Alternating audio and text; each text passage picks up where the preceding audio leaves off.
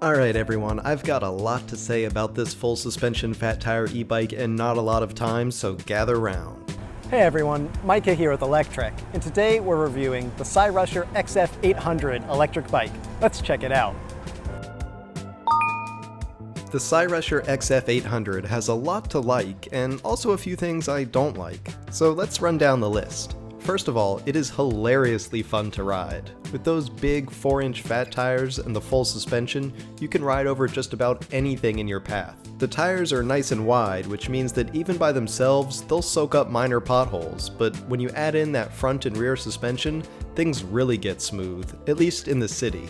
But that's the thing, while this is definitely an all-terrain e-bike, we're not talking about top-shelf suspension here. It's good, but nothing more than that. I wouldn't bomb a huge downhill mountain bike run on it, for example, but I would bomb right off a curb all day. And that's what it's really great for, as an urban assault bike, since the suspension is perfect for rougher city riding. Yeah, you can absolutely hit trails or the beach or even snowbanks on it, but it's just not top-shelf suspension, and you know that going in. It doesn't have that ultra-smooth damping that you'll find on nice $4,000 electric mountain bikes. And Cyrusher also seems to know that, since they outfit this thing nicely for urban riding. As standard equipment, you get fenders, a nice big rear rack, and an actually really useful rear trunk bag with a pile of pockets and even a cargo net on top. As nice as a bag that is though, the fenders are kind of the opposite situation. They're pretty cheap.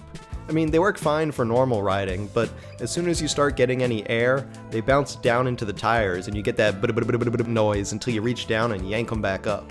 The fenders are probably the cheapest part of the whole bike, and from there, things do improve. The Zoom hydraulic disc brakes are nice and grabby, the Bafang rear motor is powerful, and Cyrusher says it's even getting 1.5 kilowatts of peak power back there.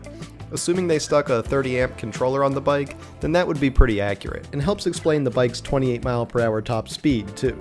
Again here with my hot and cold take though, as much as I enjoy the powerful motor, I'm a bit bummed by the battery being only a 624 Wh pack, spec'd at 48 volts and 13 amp hours. There's nothing wrong with a battery of that size, it's pretty average for the industry even, but it just doesn't give the best range on a big, heavy 70-pound bike like this.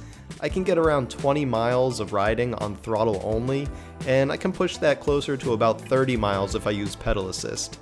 But as long as your commute isn't longer than that, you'll probably be fine, and I can see why they didn't go with a giant 48 volt and 17 or 20 amp hour battery so that they could keep the price down. Speaking of, the bike is currently on sale for $2,150.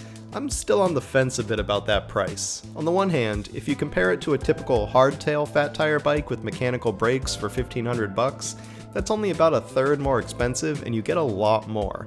But on the other hand, you can also get some sweet urban electric mopeds like a Hyper Scorpion for that price. So even though the sale price is good, I'd consider it marginally competitive. That being said, find me another full suspension, full-size fat tire e-bike for less, right? There aren't that many of them. I've reviewed several and they all start at more than this. So you are talking about a decent chunk of change here, but then again, full suspension, full-size fat tire e-bikes are not cheap.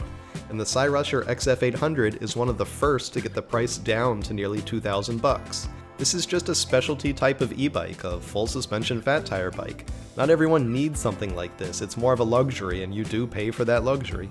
If you can get by with a hardtail fat tire bike, you can save a bunch of money, but to really get this type of full suspension, it's gonna cost you. For a powerful e-bike though, that pulls like hell, can get you riding over just about any terrain, and is decently outfitted with good, not great parts, that's a decent deal in my opinion.